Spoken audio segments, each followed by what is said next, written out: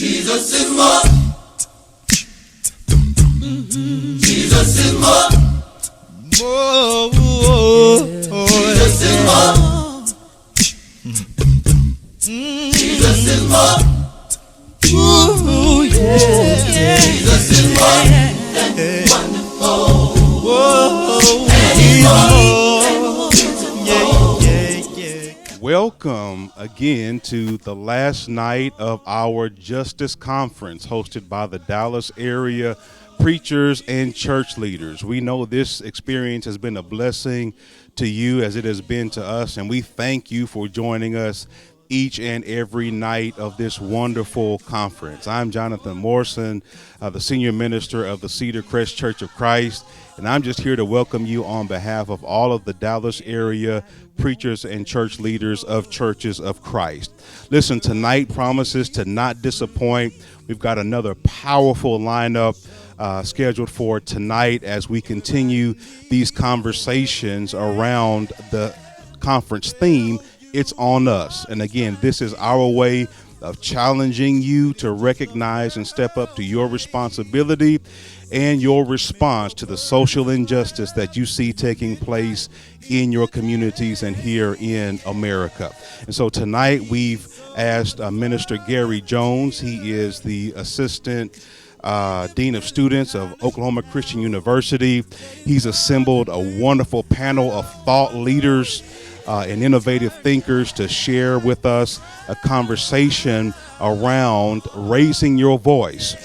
This conversation is particularly designed to encourage our young people, the youth of America, to raise their voice, to engage in this process and to engage in this movement and find ways to make sure that they are heard and they are seen in this season in our country. And so he's going to lead this discussion tonight. We're excited about it. We want you to find every young person you know, and engage them in this conversation. We want you to start a watch party. We want you to share this broadcast. We want you to, if you're on YouTube, to subscribe, and we want you to hit that notification button. But we want to share this experience and this conversation tonight with every young person that we can think of. And so he's going to come in his own way and lead us in this discussion. And after this discussion concludes, I'll come back with a few more announcements and we'll bid you good evening. Good evening. My name is Gary Jones, and I'm your host for tonight as we discuss social justice and the church from the topic of raising your voice and inserting your voice. I currently serve at Oklahoma Christian University as the Assistant Dean of Students and Chief Diversity Officer, as well as on ministerial staff here at the Eastside Church of Christ in Oklahoma City. Tonight, I have a phenomenal panel with us to discuss social justice in a real profound way. Start with Dr. Urban Seamster, who is the president of our HBCU, Southwestern Christian College down in Terrell, Texas. He's also the senior minister at the Light of the World Church of Christ there in Dallas. In addition, we have Brother Stanley Talbert, who is also Southwestern Christian College graduate. He is the minister to the Normandy Church of Christ there in the Los Angeles area, and also a faculty member over at Pepperdine on the West Coast. Glad to have him as well.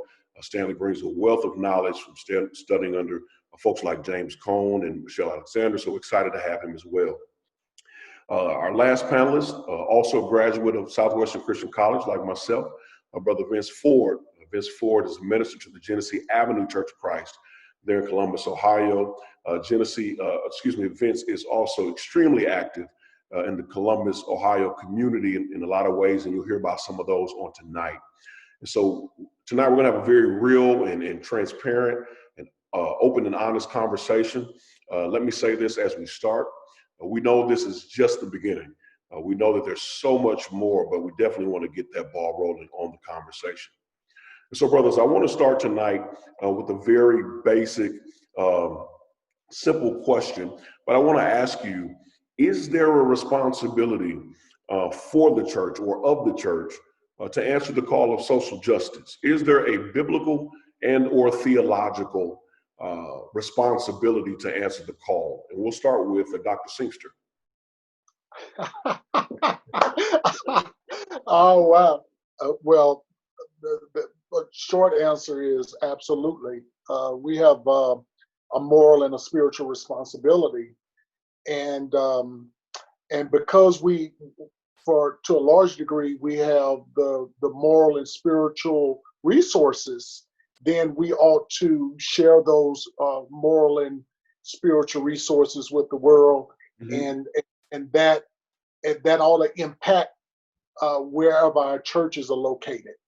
And so wherever there's the witness of the church and the ministry of God, then the people who are in that community ought to benefit and grow and have a deeper understanding and a commitment to social justice, to fairness, to equality, to not just meeting the needs of the dispossessed, the disinherited, poor people, but to dismantle those institutions that created the poverty to begin with.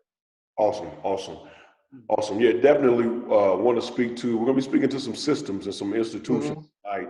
So I'm glad that you brought that into the conversation. Stanley. Absolutely. When we think about the church and the church's call, it's interesting, the church are the called out ones. But I definitely think about the church embodying the practices of Jesus Christ. And when Jesus is speaking about his ministry in Luke 4:18-19, he says, "The Spirit of the Lord is upon me because he has anointed me to bring good news to the poor. He has sent me to proclaim release to the captives and recovery of sight to the blind, to let the oppressed go free, to proclaim the year of the Lord's favor, or the year of Jubilee." And a lot of people perhaps might spiritualize this text. It is spiritual, but it's also materially significant for people who were poor in the Roman Empire, right?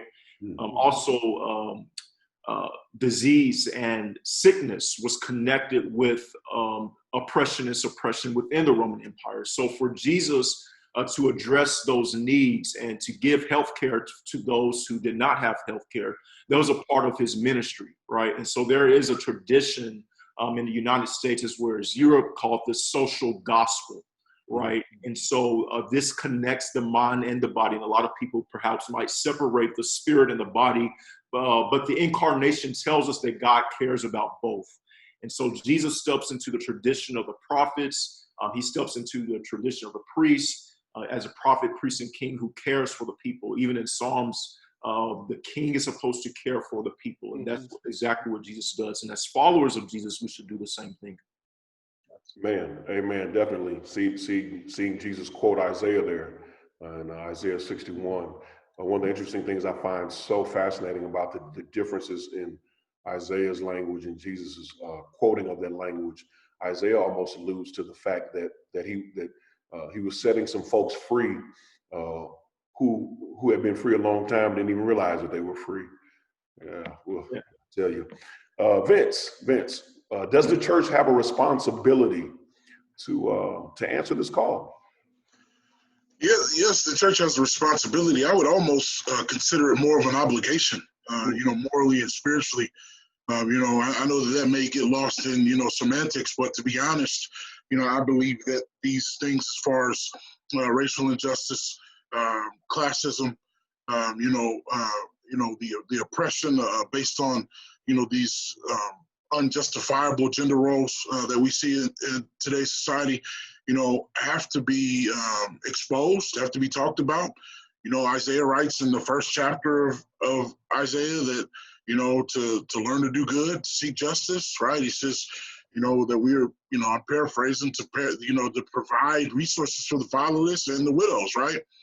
And, one thing that sticks out to me too is, Matthew 4, before we get to the Beatitudes, right? The Bible tells us that, Jesus was healing all kinds of kind of what, Dr. Talbert talked about, all kinds of sickness, all kinds of disease. So those people were afflicted, right? And so when you look at that idea of affliction, they were a low class of individuals who needed help.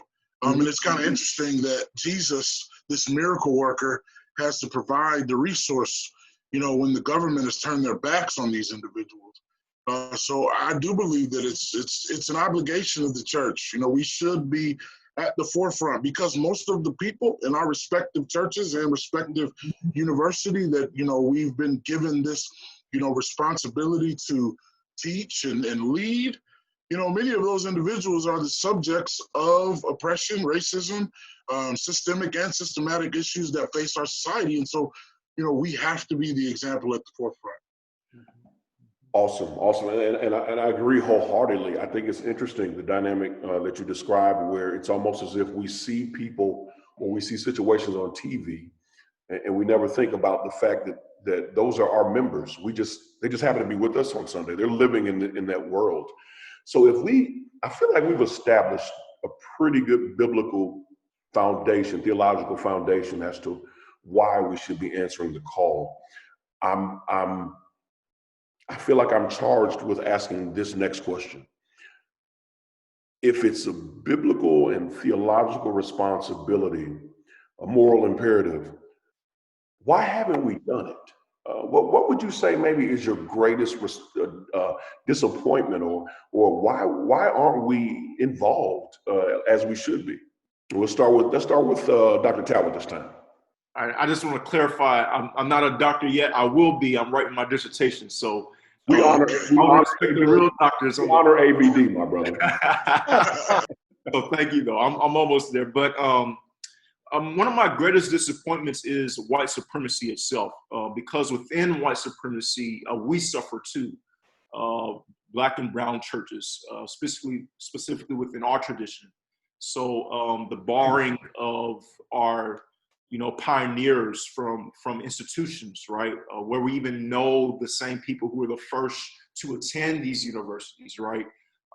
And that has a detrimental effect on our future generations, even to now, where there are few people who are in that tradition and vocation of studying theology and biblical studies, right?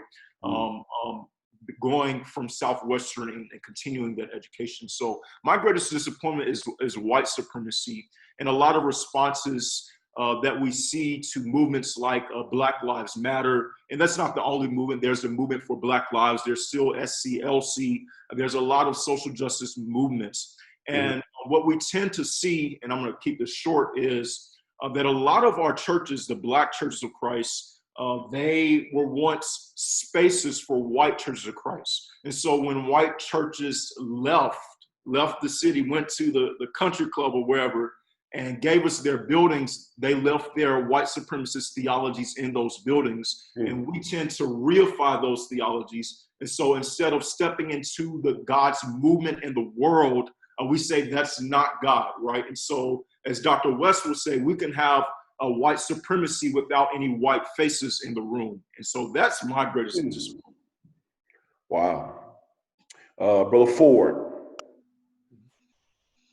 Well, just to kind of, piggyback off what, Brother Talbert spoke of, that the spirit of that supremacist, attitude or culture hasn't been unraveled fully yet.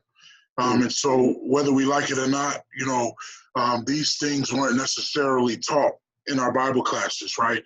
These things weren't necessarily taught on Sunday mornings. And so, when you have the absence of something being taught and the absence of things being celebrated, right? Because when you think about some of the people who've been our pioneers, we've glossed over the idea that many brothers that are still alive today were, some of the first individuals to attend some of the Church of Christ funded predominantly white institutions.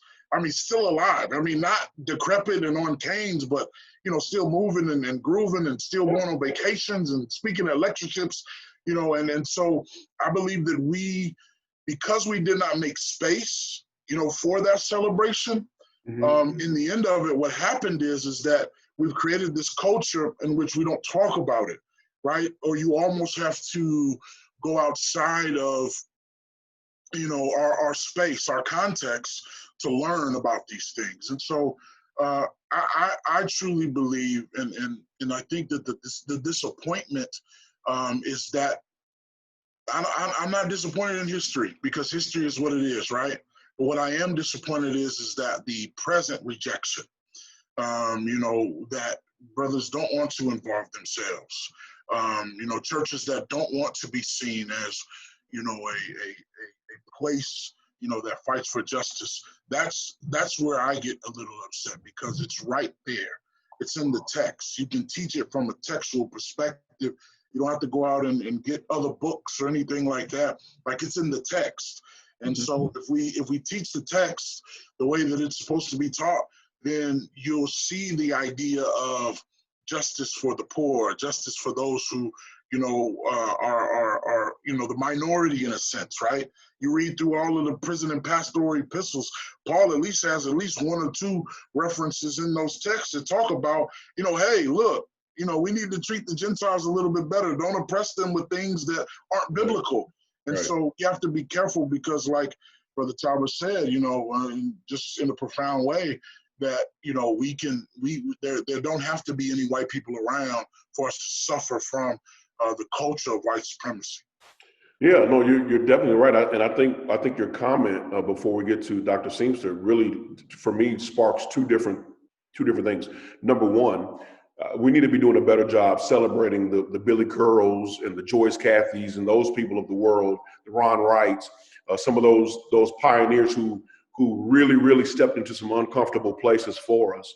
But the second thing is, and I know we've mentioned the higher ed piece of it in regards to institutions, but interestingly enough, Brown versus Board of Education is 1954. Little Rock Central takes place in 57. Most of our Church of Christ affiliated parochial schools, their founding date is somewhere between 54 and 58. It's a direct response to, you can say we're going to integrate, but I'm going to take my kids and we're going to build our own, and y'all stay over there. And what I think the disconnect sometimes is that we don't realize that those are, just like we still have the Billy Curls and the George Cathys of the world, those folks are still elders at congregations somewhere. So when you talk about making those decisions of whether we engage or we don't engage, this is the thought process that we're dealing with. Dr. Seamster. Yeah, I think one of the things, one of the reasons why we're not engaged, I think, is because, as we know, we have a theology from above, right? And we don't have a theology from below. So we are talking about salvation of the soul, but we don't focus on the salvation of the body, right? The salvation of the mind, the salvation of the community, the family. So those institutions that we live our faith out in, right? So I think one of it is theological. It's to some extent there's a spirit of sectarianism in our fellowship, and we don't want to deal with that. And if it's not sectarianism, there's a parochialism where we are only concerned about our group. And so we don't look out into the world. We just want the church and the Christian witness is lived within the four walls of the church and not out in the community. There's a certain level of indifference. And we know William James, that great philosopher out of Harvard College, said it's the thing that causes angels to weep. Some of us are just indifferent. And I know in my age group, and maybe a little bit older, there's a little bit more indifference than perhaps in this younger generation. And you mentioned Dr. Joyce Cathy, you mentioned Dr. Billy Curl. We want to make sure we don't forget people like Brother Fred Gray, Amen. Georgia, Dr. A.J. Harrison, out of Atlanta, Dr. Franklin Florence. Right.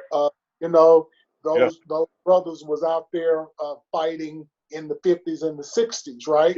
Yeah, and even to your point, Doc, I mean, interrupt you, but there's so many people within our fellowship who man, I want to word this properly, but who would consider themselves to be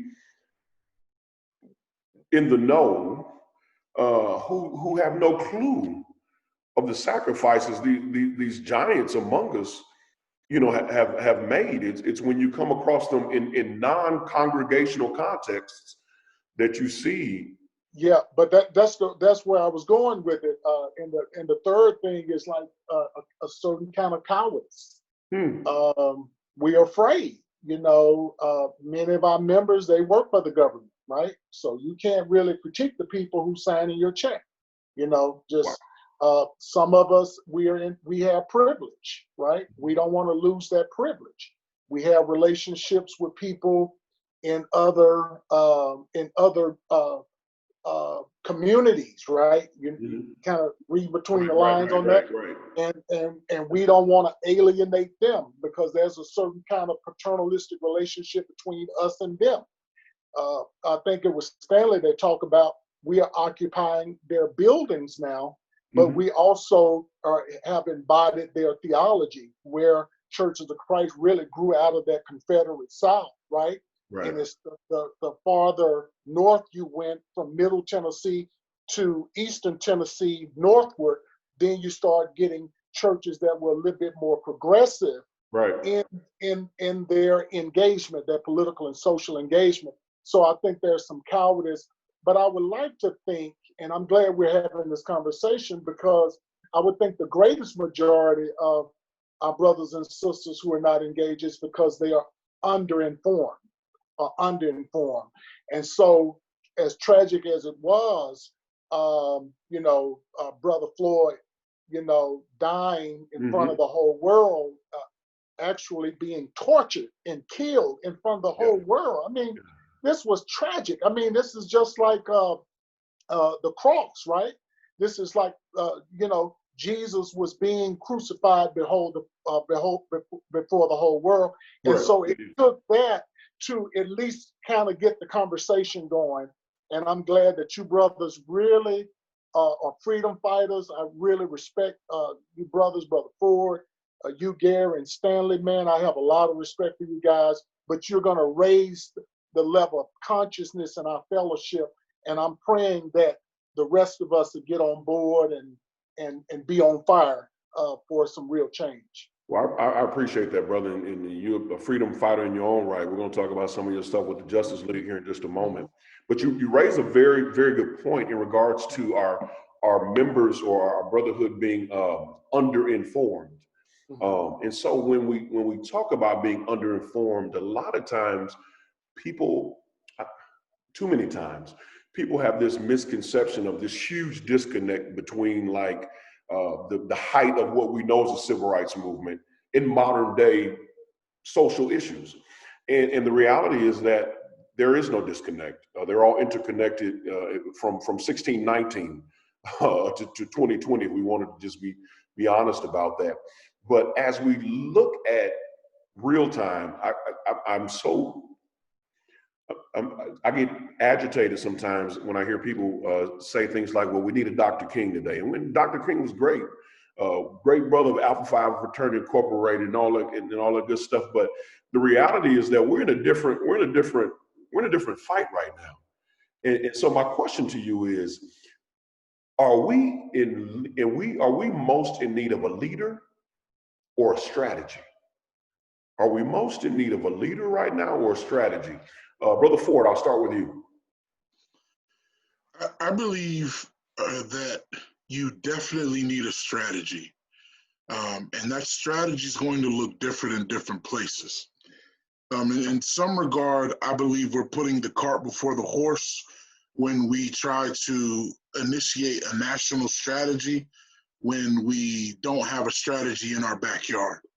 And so, when it comes to the idea of direct action, anytime that there's some direct action, there has to be some research attached to it. There has to be some training attached to it.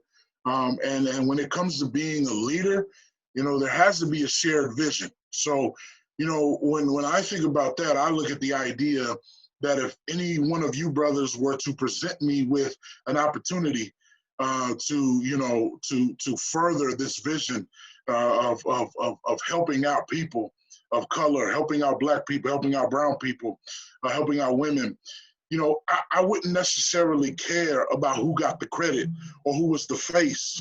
I just want to help. I just want to get my hands dirty. I just want to make sure that the vision is pushed.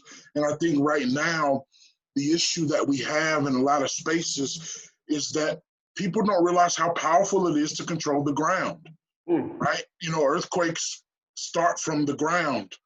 They don't start from anywhere else. They start from the ground. So this idea of grassroots, you can do great things starting in your own backyard. I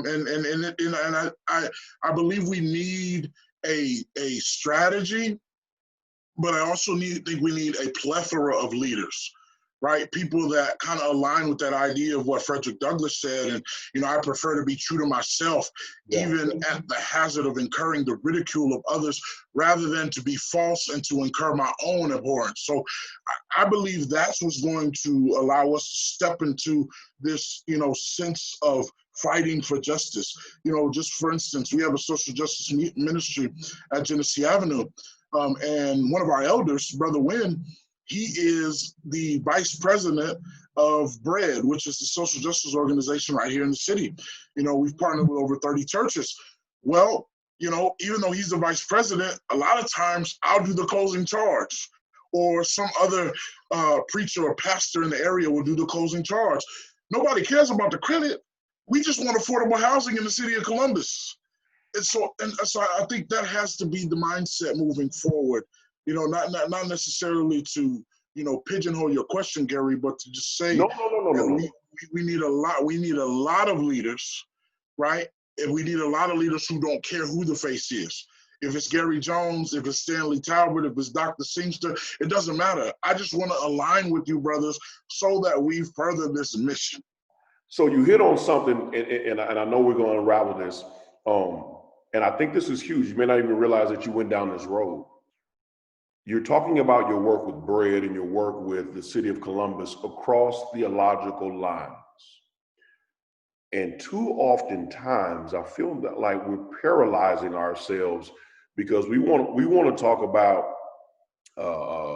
microphones and clapping and stuff like that with these folks. And I got members who are hungry. They don't care who's preaching and who's leading a song and what theological differences we have. When somebody is living on the streets, or when I'm pulled over by the police, right? I full disclosure, on my way here to record this with you brothers, police got on I-35 right behind me. I only live maybe 4 or 5 exits from the church building. And I turned my radio down. Like, the trauma doesn't change. I don't know where that officer goes to church. I don't care where you go to church. You see what I'm saying? We've allowed the those, they don't believe what we believe, so they gotta go. No, we gotta get past that. I'm sorry. Stanley, jump in there. Yes. So in terms of leadership, I think there are at least two poles. You can have one leader, right? And then you can have people who say we're not going to have any leaders, right? And I think there's a danger in both of those poles. And so I'm in agreement with Brother Ford. We need multiple leaders, right? I think also within that, we need apparatuses that trains organic leadership, right? This gets to the ground roots. And also we need to broaden our understandings of leadership. There was one occasion where I was able to have a conversation with Fred Gray, the attorney of MLK and Rosa Parks. And I'm sure a lot of us in this conversation have spoken with him as well. And he said, we need everyone. We need everyone in every sector on board. And sometimes the myopia within our tradition is only the minister can lead everything, right? And I love this example that Brother Ford gave, because we have so many people have so many gifts and have been trained in so many areas, right? And especially when it comes to women in our tradition, we have women who are on TV, who have written books, who are deans, who are professors, who have been trained. And in many ways, they've been silenced out of the fight, right? And also, again, just to draw on Fred Gray, he would speak about not only the men, but also the women within the churches in Alabama who contributed to the fight. So we need all hands on deck. Yeah, definitely have to have all hands on deck. Dr. Seamster, I want to weigh in on that question a little bit. Okay, I was about to say, as you think about that, I want you to add this to the end of your thought. All right, put this in the recesses of your mind. Yeah, As you think about strategy, as you think about leaders. Great insight from Brother Ford and Stanley. You know, we don't need a Messiah. That's how they took out Dr. King. That's how they took out Megger. That's how they took out Martin. Megger, Martin, and Mandela and Malcolm. Yep. Because it was one leader, right? So you had this Messiah, and so if you took out the Messiah, you killed the shepherd. The shepherd. The sheep would scatter. That's what happened. But I think a critique was brought to bear on Dr. King and that kind of patriarchal leadership, which kind of Stanley got at, and Benson was kind of, hinting at. They both got at it brilliantly, and I don't want to try to embellish, but I just want to add this. We can either take the Kingian, kind of method of leadership, or Baker, the Bakerian model. And she was saying that the leadership ought not be invested in one person, but several people. So if you took out the main leader, you wouldn't kill the movement. And so what we don't need is another Messiah. What we do need is a messianic community. And that's what Jesus put together when he put together his disciples. Doc, you preaching. And the women who stood in solidarity that we don't talk about a lot in scripture with Jesus, with the Apostle Paul. You get to the key to Romans is at the back door, not at the front door. We start at the front door. The key is at the back door because those women in that community made it possible for Paul and Jesus and Peter and those other folk to get their word out. Yeah, definitely. Stanley, jump in there. Yeah. Also, I want to add to that with Ella Baker and that tradition.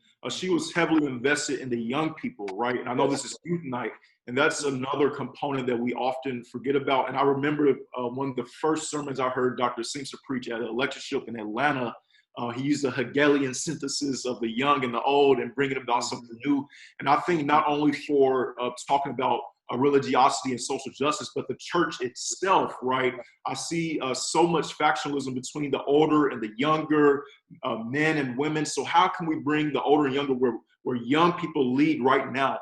The only way that I am where I am, I grew up at Shepherd Street Church of Christ from a kid. When I was 9, 10 years old, I was preaching, I was singing, and they didn't make me wait until I earned a badge in order to lead. And so that's another component that we need in terms of leadership. Yeah, definitely. I think that the thought process or the intention of eliminating young people from our movement is so disingenuous. You even look back to, it's one of the reasons why 16th Street Baptist Church is blown up, because they started incorporating these kids who can march without being arrested, and it becomes frustrating to those who are anti, and they blow up the church in a response to that. But no, you're 100% on point. Let me ask you all this question, kind of as a follow up to that, and whoever wants to jump in here, you're perfectly fine. I think Dr. Seamster is absolutely correct that we need a messianic community, right? And we do need strategy, right? But can you speak to, because I think this is where the rub is for us, who informs our strategy, and how do we get people to be completely honest, in the vein of that Frederick Douglass quote, about where their place is in that community? Because I believe that sadly, some who will jump to the front of the community are not those who we need to have at the front of the community. And some of those who need to be at the front of the community may not have the push to get there, right? I'm sure, again, going back to Dr. Gray, right? We all know Dr. Gray, and he tells a story about how when they're starting a bus boycott and they're looking for a spokesman and stuff doesn't work out with Mitchell, and the lady's like, well, we got a brand new young guy, he speaks well. If you tell him what to say, somebody vouches for, and they put King in that spot. How do we get the right people in the right places, whether it's being vocal or speaking into that strategy? Well, I believe that, it starts with, like conversations like this, because I believe when people have the ability to see that these people are not just, posting about it or, just talking about things, that, we are individuals that are really in the trenches. And that we have the ability to, showcase a sense of knowledge. I think that's the big thing. But I also believe that it's a sense of restructuring, our culture, and restructuring the culture to say that, hey, it's great to be able to, give a encouraging word, and we need that, and we want to make space for that. But we also need some detail-oriented administrators. We also need some people who can teach, some people who can galvanize their congregations, some people who have influence in their respective places, so that they have the ability to get people moving in the right direction. That's how our social justice ministry is set up, Gary. Like, it's literally, we have network members, and those network members talk to individuals at the church that they have a good relationship with. And then when they talk to them and they set up a home meeting and they come to the home, and then we talk about social justice, and then these people, they make a decision, hey, do you want to be a part of this ministry or not? Right? But the relationship is built first. And I think that that's the case. The case is having these conversations, not only having these conversations, but putting these conversations in the right hands and allowing these conversations to become tools of movement rather than tools of, contentious dialogue. I think that's the big key, right? That we have to get to a place where the mission means more than who's right, and then that, if you look at many of our churches are in parts of town where, like you said, people are hungry, people are sick, people need help. On the street, Genesee Avenue, right? Literally, the people on Genesee Avenue, they die about 27 years earlier than the people 2 streets over. Because of the healthcare system, right? Women, 1 out of 8, babies, Black babies die before they turn 1 in my community. And so, we have to present these facts to show that, hey, we need to stick together, right? And it's not about who gets the credit, it's about who wants to further this movement. Amen. Amen. Yeah, let me just say this. Let me just say this. I'm very suspicious of people who tell us who our leaders are. And I think that's God's business, and I think God is going to he's going to give certain people a vision and a passion and certain concomitant gifts and graces that they're going to provide the kind of leadership we need. Yes. It needs to be informed, it needs to be inspired, it needs to be independent, right? You can't get co-opted with money, right? Big money, because they try to pay our intellectuals off. They try to buy our most prophetic figures, whether they are the Stanley Talberts in our fellowship or the Venetia Cathys in our fellowship. But we need to be suspicious of certain groups telling us who our leaders are, right? I think it's God's business, and you need knowledge, but you need moral authority too, because the church is an organization where it comes with it a certain kind of moral authority, and I think we need that. But we also need people who are unafraid, because if you're afraid, I don't care how smart you are, I don't care how spiritual you are. If you're afraid, you're just afraid. And we have to know that there's a text by Hoppus and Linsky. It's called Leadership on the Line. And what they argue is simply this, is that if you lead, kind of like what Jesus said in Matthew's account, that and Bonhoeffer said in his text, The Calls to Discipleship, when God calls a man or a woman, he bids him what? Come and die. Right. And to lead means that they're going to kill you. Well, why write the book? Because you want to try to read books and be engaged in literature so you can stay alive longer, right? And then there's a rhetorical question at the end of the book. It's like the penultimate paragraph, and they ask, well, then why lead? Because the world needs you. The world needs you, but you got to be courageous. You got to love the people. It's got to be the people first. It has to be about what's right, what's just, what's fair. And you're unafraid to say that. You're not being arrogant about it. You're not being you're not being insensitive. You're not trying to alienate people who are different, who think another way. But you have to. It has to be a certain kind of prophetic fire and spirit in you to really lead. That's powerful. That is powerful. Stanley. Absolutely. When I think about leadership from a theological and Christological perspective, I think about Matthew 4 with the temptation, in the wilderness, right? Mm-hmm. And I've always wondered, like, after the temptations, why did, I believe it's the devil in that passage, tempt Jesus and then say, if you are the Son of God? Like, who's talking about that? If you are the Son of God, turn the stones into bread. If you are the Son of God, jump off the pinnacle. But when we place it in this context, Caesar Augustus, the leader of the Roman Empire, was also called the Son of God, right? And so we see with Matthew is this juxtaposition with Jesus as the Son of God, the leader, or is it Caesar Augustus or the emperor at that time, right? And so sometimes you can have doubt, right? Am I really the leader? I was born in a manger, right? Born by parents who are not all the way together. Right. And like Dr. Seamster said, leadership is given by God.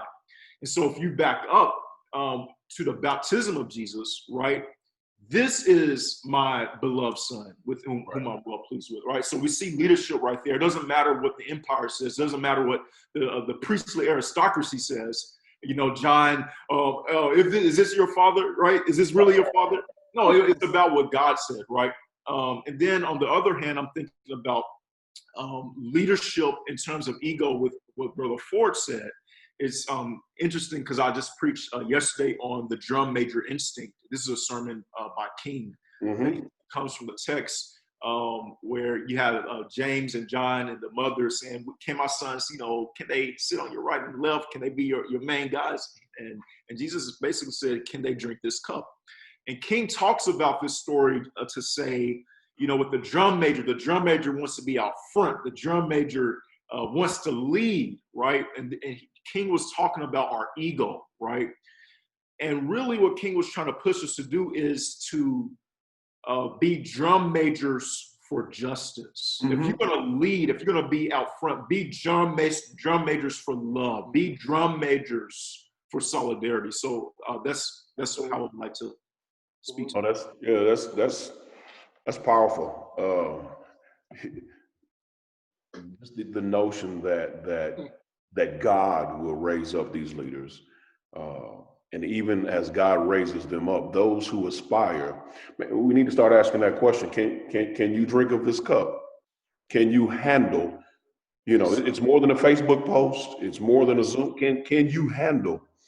Can you drink from this cup? That's powerful. That is so powerful.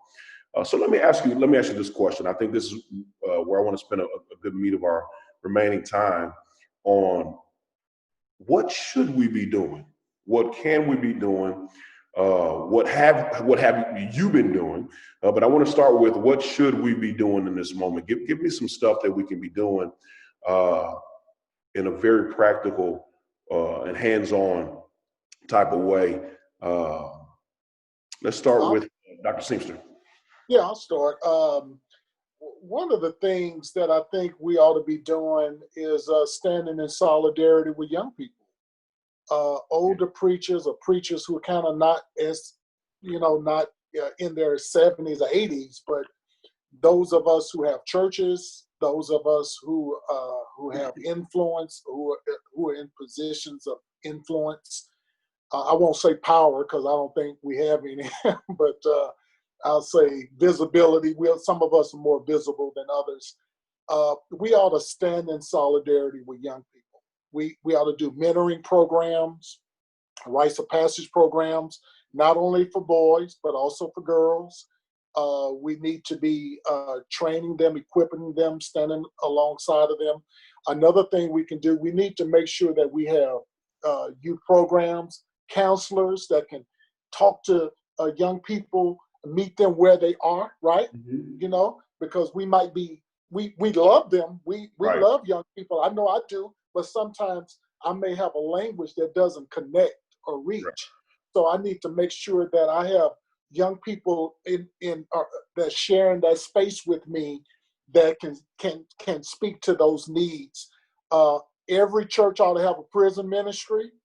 We are revamping our prison ministry in Light of the World, but I think every church ought to have a prison ministry. I think we need to be doing some expungement workshops where we have a lot of African American men and women who've been incarcerated. They're coming back into our churches, back into the community. We need to make sure we can expunge those records so they don't get Jim Crow. That was Michelle Alexander's major project. Stanley can speak to that probably as eloquently as anyone, and you brothers as well. I don't want to assume you guys haven't read that text, but it's a beautiful text, the new Jim Crow. So when people return, we need to make sure that they are not marginalized. They're not Jim Crow. They can get student loans. They can live in certain communities. They can get food stamps if they need it. They can go to college. They can get a student loan, whatever they need, a small business loan. So we need to do expungement workshops. We do voter registration at Light of the World. That's something everybody ought to be doing. And you got to be up there. We can't tell people who to vote for because, we could put our 501c3 in jeopardy if we do that. But we certainly need to be encouraging them to vote. What I've done to make sure that I kept the separation between church and state at Light of the World is that I organized a para-church organization called the Justice League of Texas, so that what I do in my activism doesn't adversely affect the status of the church, or you know what I mean? Not the go ahead. Can you tell me, just in that moment, can you tell me what the Justice League is and what some things you guys have done and just somebody wants to know more, be involved, how can they do that? Yeah. Well, there are different ways to get at at social justice. So you have people who are out there on the streets who are really talking about police brutality. We partner with Mothers Against Police Brutalities and other organizations that do that. We are talking about reparations. We're talking about economic empowerment. But what we focus in the Justice League of Texas, we focus in on mass incarceration, because I think that I believe that a lot of our problems in the Black community, they come because we have a lot of broken brothers who are incarcerated and sisters, and they break them in prison, right? They are not. It used to be a penitentiaries, but now they are gladiatorial schools, as Theodore Walker puts it in his book Empower the People, professor at Perkins Theological Seminary. He teaches ethics, but he does some work with social justice. And they go out, amateur criminals, and they come back professional criminals. Their minds are broken, their bodies are broken. And so I wanted to build an organization around dismantling the prison industrial complex and for-profit prisons in particular. Yeah, and that's one of the things we may not have time to tonight, but maybe my prayers in our future conversations when we talk about these interconnected systems, right?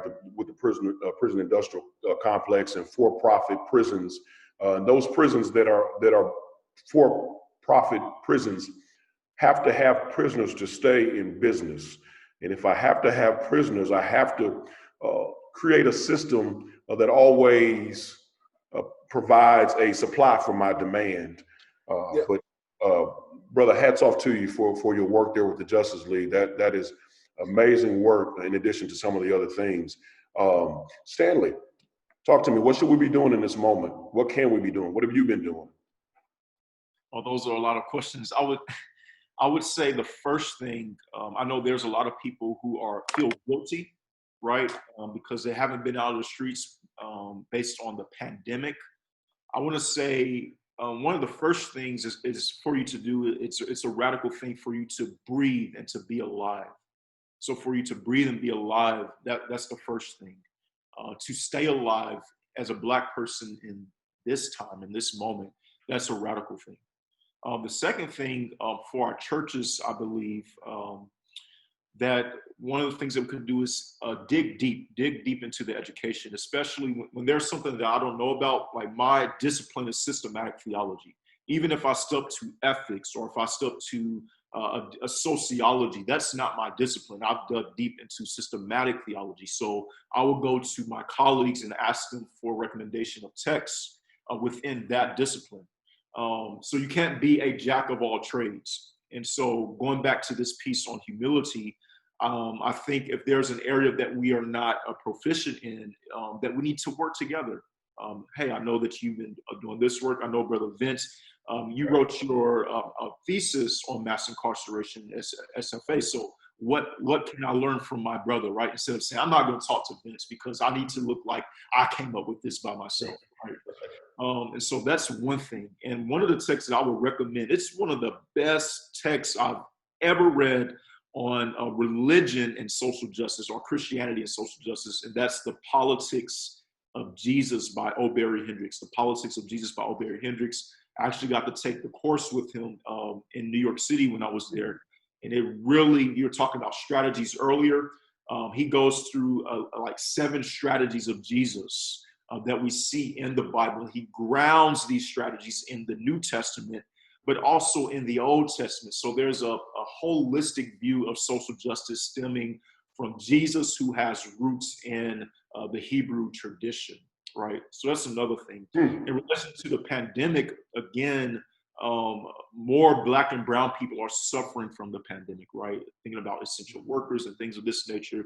And I know Dr. Seamster has done some things as well at Light of the World, but at Normandy, we have a ministry called Healing and Hope for the Homeless, right? And so every month we feed thousands of families in our neighborhood with groceries. I mean, you have people lining up around the building.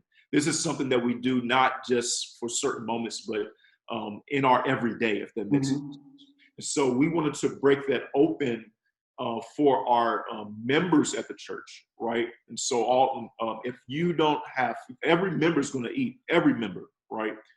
So that's one thing. And we started a program. We partner with the council, and not only do our members and our community have groceries, but they also have meals. So we feed them about 3 to 4 hot gourmet meals by partnering with the city council. And so this is answering the call, daily bread, right? When Jesus talks about daily bread. So that's another thing. So I'll just offer those 2 in this moment. Well, let me just say this also. We offer mental health resources, right? So we do some stretching, some breathing, and also we have those resources available. We offer prayer every day of the week. There's something for members to do every day, right? And so these are some of the things. Awesome. And let me say this real quick before you jump in, Vince. You've heard us mention several books, and before we end, we'll kind of give you. I got tons of them sitting here with me as we are, but we'll give you a reading list, and what I'll ensure is that at the end of this broadcast, we'll put up a list, and because we need you to be informed, we need you to be informed about what's going on in the world around us. Brother Ford, talk to us. What can we be doing? Yeah, there's a lot of things that we can be doing. One of the things that sticks out to me is that the numbers are really staggering. I believe the ratio in the United States is that there are 3 churches for every public school in this country. And so, I believe that we got to be in these schools. We got to be in these schools. We have to be, if there's not anybody, I guess, about 4 out of 5 teachers almost are white women.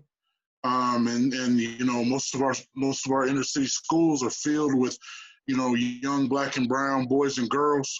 And these suspension numbers, and, I believe that Dr. Alexander speaks to it in the new Jim Crow, that school to prison pipeline. So we really got to be in our schools, man. We really got to develop a mentoring program. I've been fortunate enough to, we have a nonprofit that's officed in the church, but it's called Foundations for Families, and I'm the director of outreach, but it's a family resource center. The bread and butter for that organization is that we are domestic violence and victims of violence advocates. So we provide them with a lot of things like compensation forms that they can then utilize to, get back on their feet, whether that's housing or things like that. And so we do some of those things, but I believe we really got to get into schools.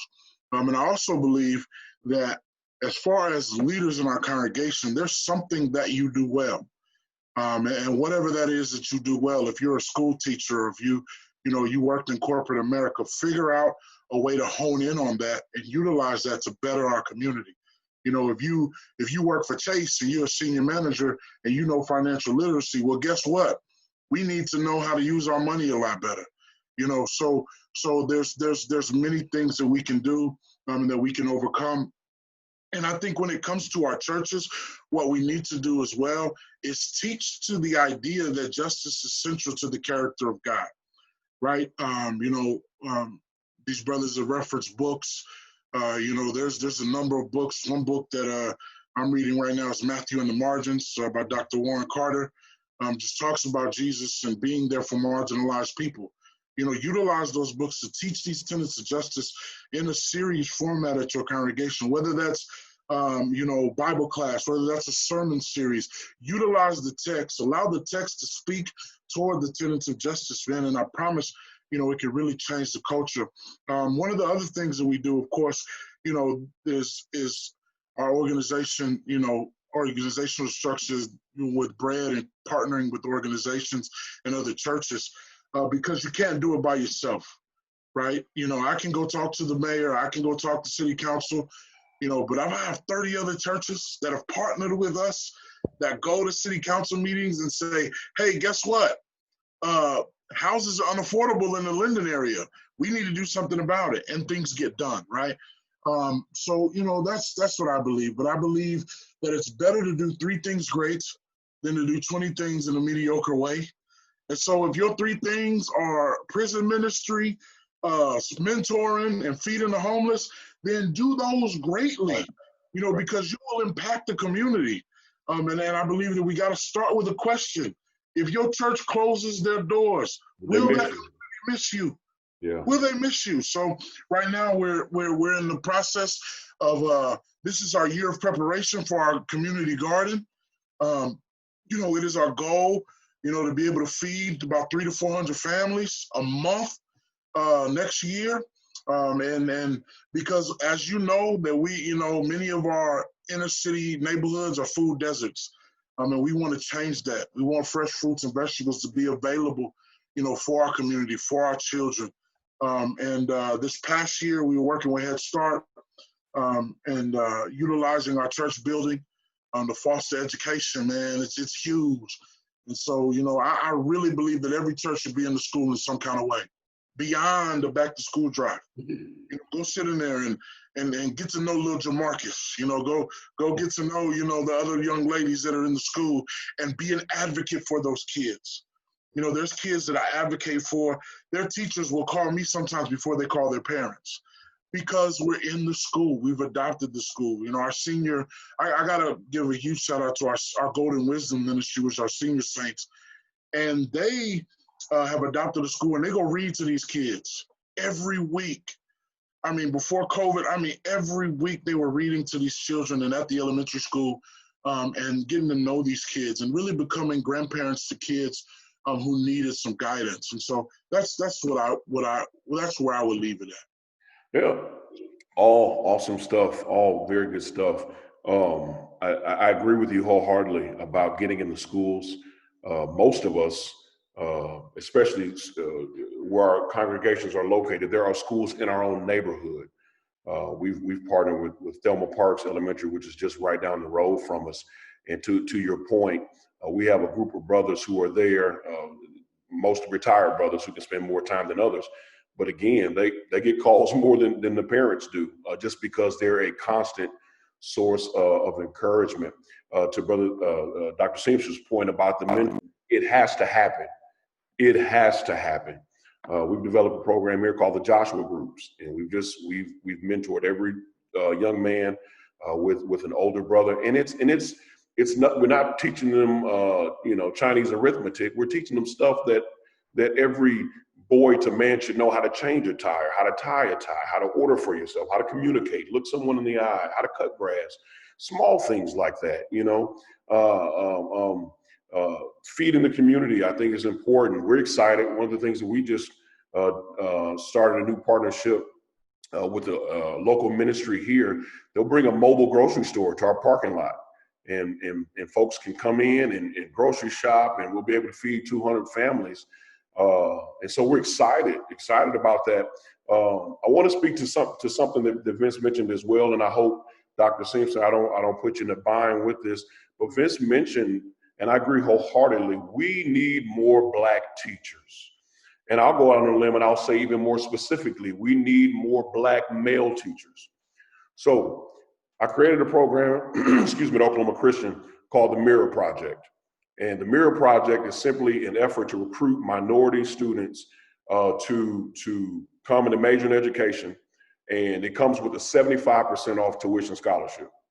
I want to say on this publication, if any Black male, if you will go to Southwestern, do your 2 years, come to me at Oklahoma Christian, I have 75% off of you for tuition. If you will go to Southwestern, do your 2 years. You want to major in education, I will get you 75% off tuition, and I'll try to find you more. But we've got to get more Black males into the classroom. And so I want to make sure that we make this a collective effort to make this happen. But again, go to Southwestern, get your 2 years in, come and see me, and I'll take care of you from there. Simple stuff. We all have church vans, right? Election time comes. Why would your members not have a ride to the poll, right? Why can't we get in network with the local congregations? And I'm not just talking Churches of Christ. We're get a network with churches in your community, and form one network where there's a call-in number, and we're just operating to pick them up, drop them off, pick them up, drop them off. There's no way that I can, or we should be able to, in good faith, sit here and talk about the injustices of Bloody Sunday, and not take people to the polls. Bloody Sunday is not for the right to vote. They're trying to exercise a right they had 100 years ago.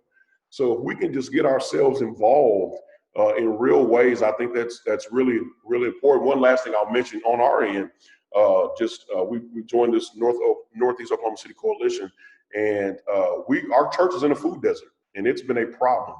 There was a grocery store maybe about a quarter mile away, and it closed, very frankly, due to gentrification. That area is, it's changing, and went in with some other non-Churches of Christ and really lobbied, and we have a grocery store coming up that's actually going to be closer to our building than what the last one was. But in the meanwhile, again, you got to find ways to make sure that your congregation is eating. And Stanley, I appreciate that. You mentioning how you guys have taken that literally that bull by the horns and ensuring that your members are taken care of as well.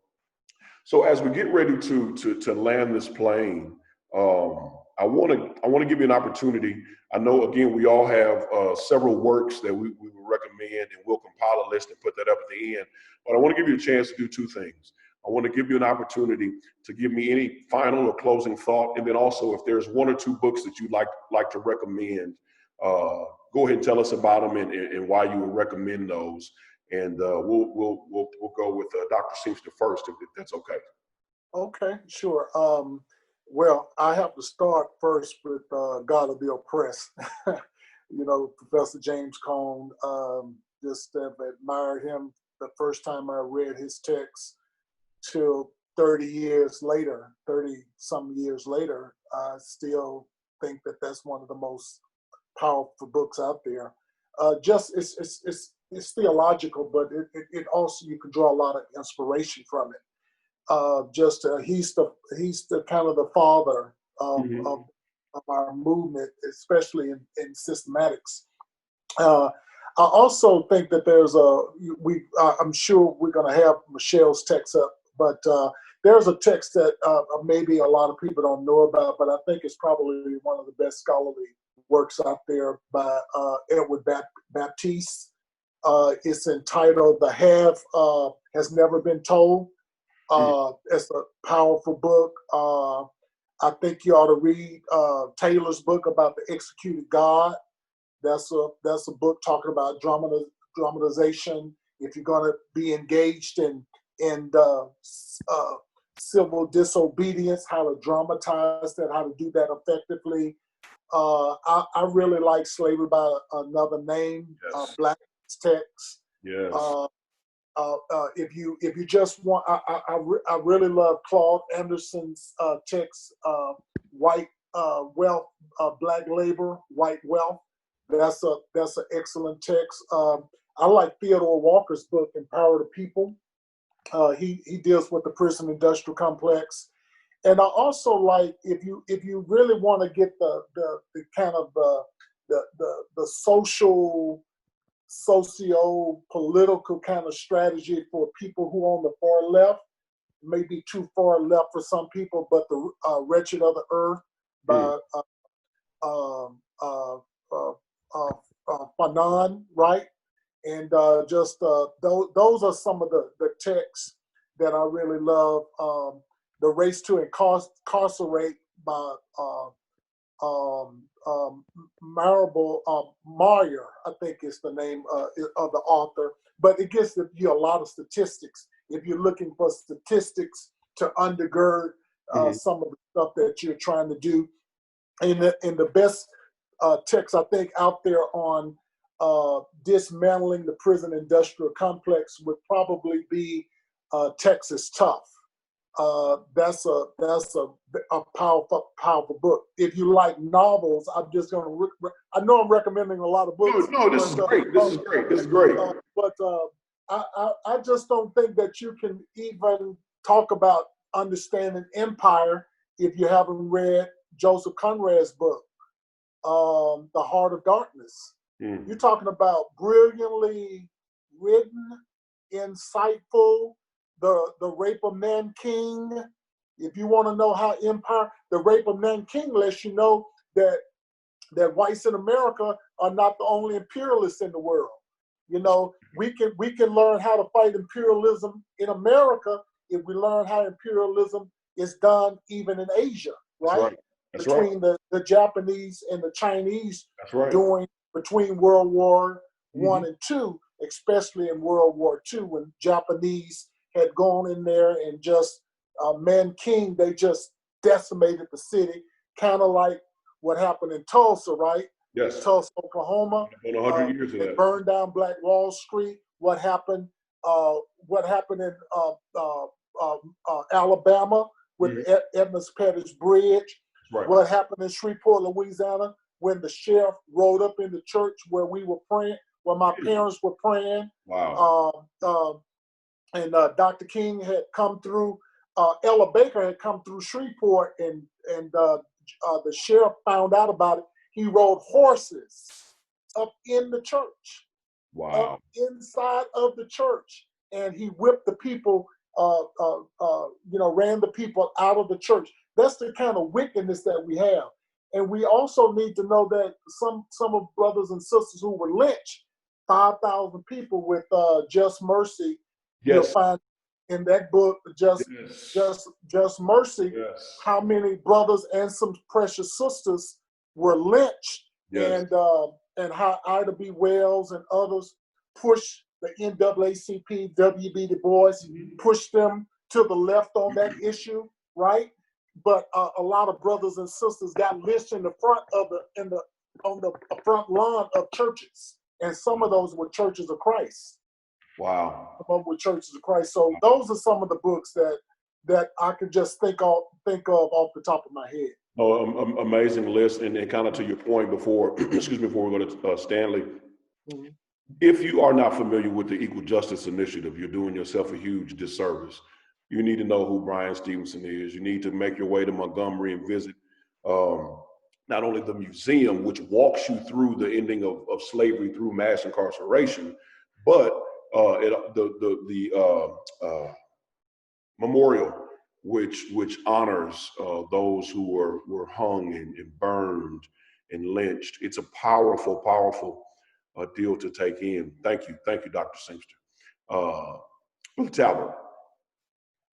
Thank you once again for inviting me to the conversation. It's been enlightening. I don't know if fun is the proper word, but it's been enjoyable. And I also wanted to mention that I have been involved not only with the Justice League of Texas, but the Kasune, which is an intergenerational intersex group within the Church of Christ, and been on a couple of social justice events within the Church of Christ. The text that I have, the smallest one, it's small in page number, but it's large in terms of content. We actually did an event in relation to this, is Jesus and the Disinherited. Jesus and the Disinherited by Howard Thurman. You could read that in one day. So I would start there. Also, anything written by James Cone, as many of you know, I was one of his last students before he passed away a few years ago. One of the most powerful texts, in my opinion, is The Cross and the Lynching Tree. There it is, right there, The Cross and the Lynching Tree. But he's also written God of the Oppressed, Black Theology and Black Power, a Black Theology of Liberation, Martin and Malcolm in America, where he's putting Martin and Malcolm on the same continuum coming together, right, as opposed to being apart. And then I would say Stand Your Ground. Stand Your Ground by Kelly Brown Douglas. She's dean at EDS at Union Theological Seminary. Also Sisters in the Wilderness by Dolores Williams. Thank you. That's not a good thing that I blinked out. Dolores Williams, and what I really like about her text is she grounds the text in the particularity of Black women's experiences with Hagar, who was an African slave for Abraham and Sarah, right? Yeah. So her experience is very similar to the experiences of Black women who have been pushed out into the wilderness, having to raise Ishmael on her own, but God also is there for her in the wilderness to help her survive. So that's a wonderful text. There's also a text by Willie Jennings. He's at Yale Divinity School, and he has a very powerful text on the Christian imagination, theology, and the origins of race. That text brought me to tears. It brought me to tears. It's a powerfully written text. And so if you're really looking for kind of like a novelist style, really good constructed book, I would recommend that. And then just a few more, I would recommend Prophesied Deliverance. Is Cornel West's first text. That's a must read. And then The Radical King. The Radical King, I also teach this in my class. It's an edited text by Dr. West. And basically, this just came up the other day. Someone responded to in an anti-Black way. Oh, well, Dr. King said, it's not about, the color of your skin, but the content of your character. Well, you need to read The Radical King. You need to read the speech where he talks to high school students in Philadelphia, telling them to love your skin, love your hair, love your nose. That was Dr. King. Yeah. He was very radical. As you know, when he spoke out against the war of Vietnam, even his father and some of the people in the movement, they were saying, well, why are you even messing with that? He was not popular he was popular after he died. Okay. And so I would suggest that. And I think that in another text actually written by a historian within the Church of Christ, I would suggest is Myths America Lives By. Myths America Lives By, written by Richard Hughes. That's those are the texts I have for us at this time. Thank you. Awesome. Thank you, good brother. Brother Ford. Yeah, so, when it comes to reading books, it's kind of a myriad of things for me, considering I taught public school for a number of years. Juwanza Kunjufu has a book called Countering the Conspiracy to Destroy Black Boys. I would really encourage anybody who wants to mentor to read those books. Very short reads, very small books. But he has a number of books, Black Economics. I mean, he has a lot of stuff. You can look him up on YouTube doing interviews with Huey P. Newton and all kinds of things. I would definitely read that. There's a new book that I've dug into here pretty recently, Multitude of All Peoples, by Dr. Vince Bantu. Started reading that. Of course, anything by James Cone. The Cross and the Lynching Tree was really my introduction. And then even more of an introduction when I had the ability to watch the panel discussion that, that Brother Talbert and Dr. Phyllis Davis was on. And one of the books that really got me going as an 18-year-old kid at Southwestern Christian College was when, Dr. Davis made us read The Black Holocaust. I think it's oftentimes that we will isolate the Black experience to the Western world when there were over 50,000 Blacks that were killed during the Holocaust. And I believe those things need to be known, right?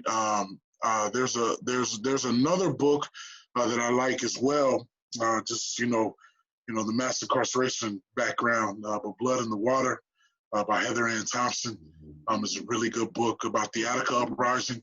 It's a long book, but I believe that it's beneficial for us to read. And then a couple more, of course, the new Jim Crow, but there's also a book called Convicted and Condemned, and that's by Keisha Middlemass.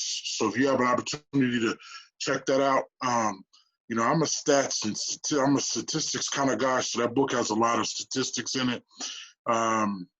Of course, the one that's going around a lot right now, how to be an anti-racist, things of that nature. Indeed.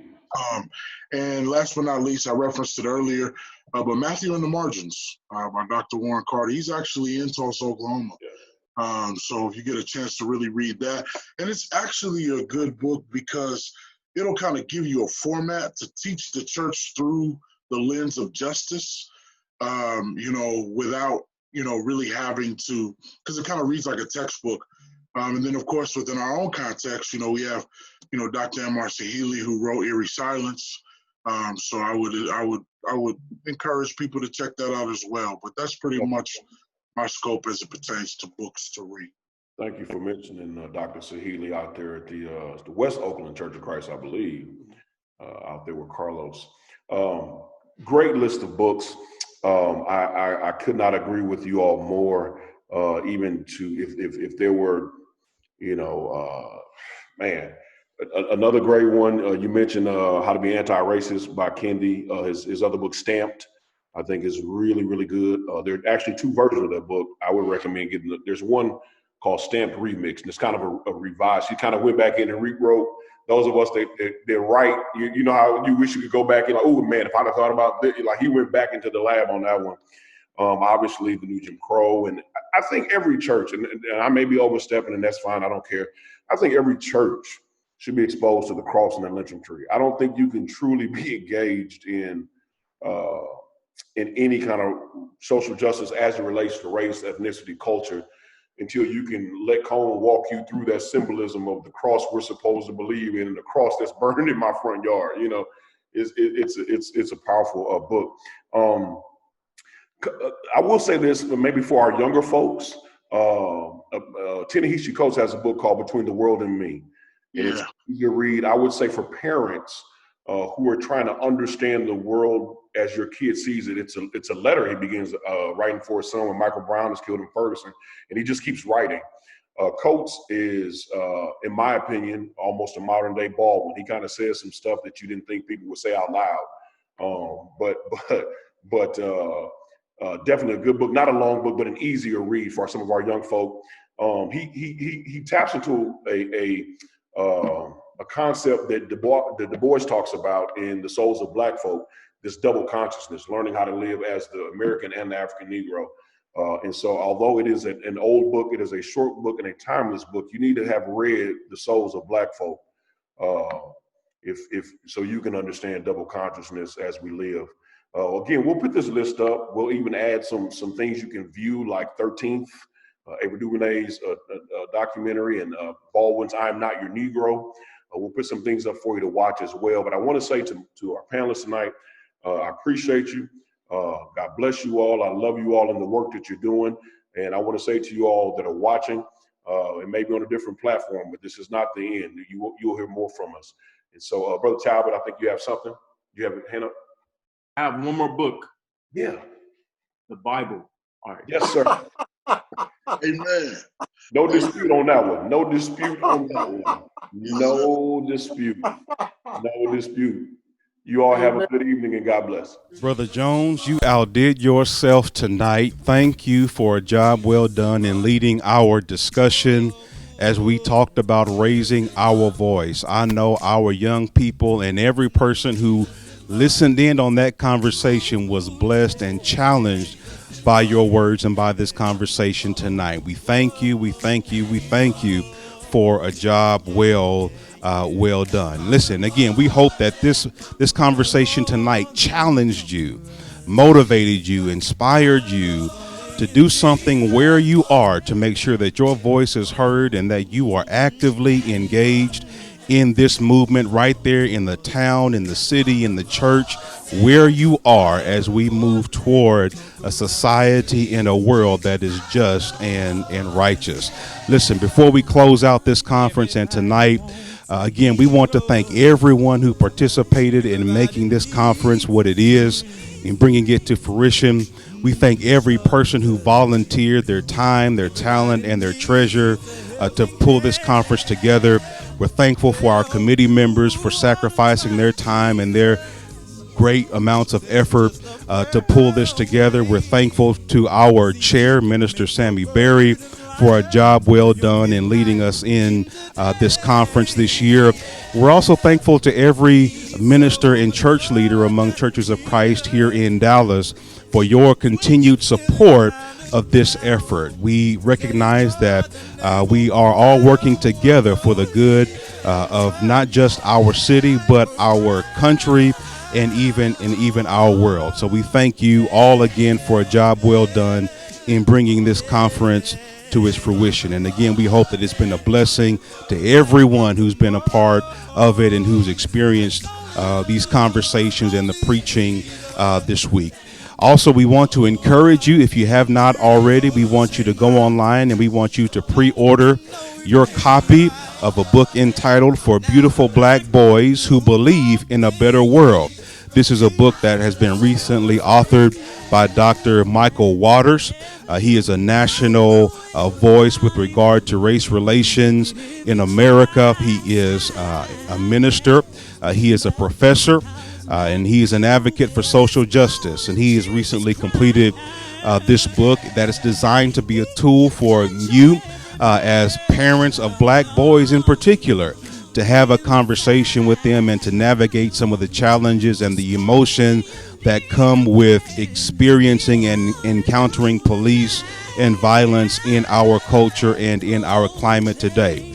And we're particularly excited because a part of the proceeds of that book will be donated to the Botham Jean Foundation. Again, our brother in Christ whose life was taken by an off-duty officer here in Dallas not long ago. A part of the proceeds of that book will go to support that foundation and that legacy. And so we invite you to go now and find that book, and we want you to get your pre-order in. Also, we encourage you, especially if you are a local member of Churches of Christ here in Dallas, if you have not had your opportunity yet to support this work financially, this effort of this conference, we invite you to do that now. We want you to go to your tablet. We want you to go to your phone. We want you to go to your device. We want you to find that Cash App, and we want you to make a donation today. That's $DAPCL.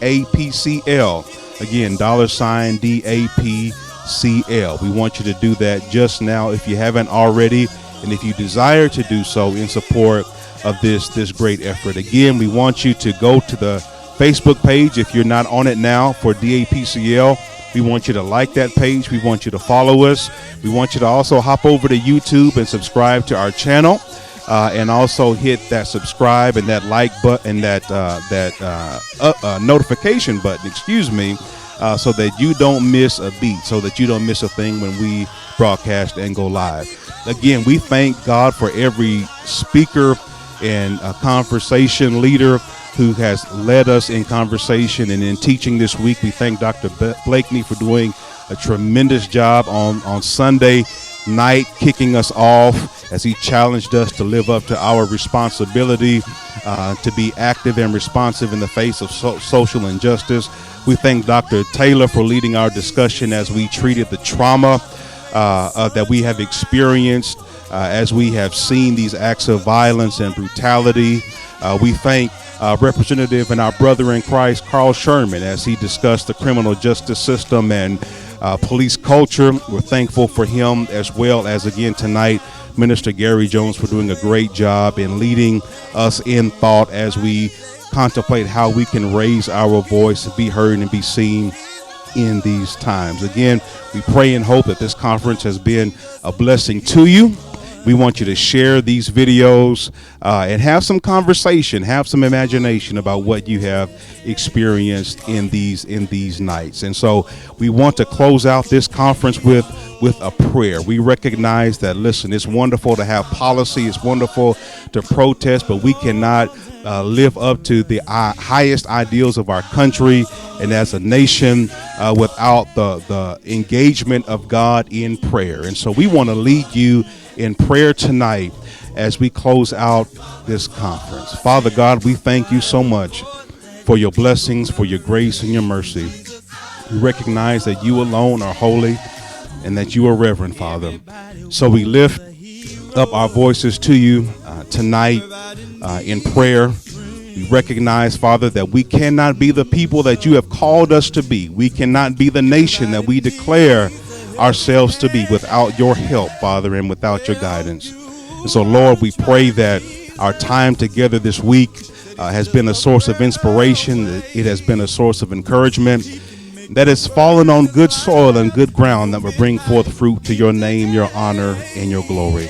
Father, we lift up every person of this nation, Father, that we will be one in spirit and one in mind as we seek to be a nation that is just and a nation that is righteous. We thank God for every leader of this country, and we pray your blessing upon them, Father, that we will have the right mind and the right spirit, that they will lead us in the path that you would have us to go, to be the people that you would have us to be. We offer all of this in the name of your Son and our Savior, Jesus the Christ. Let every soul that believes and agrees say amen and amen. Don't you know it made me right? Now I can do all things. Jesus strengthens me. Whatever you may go through in life, you can make it if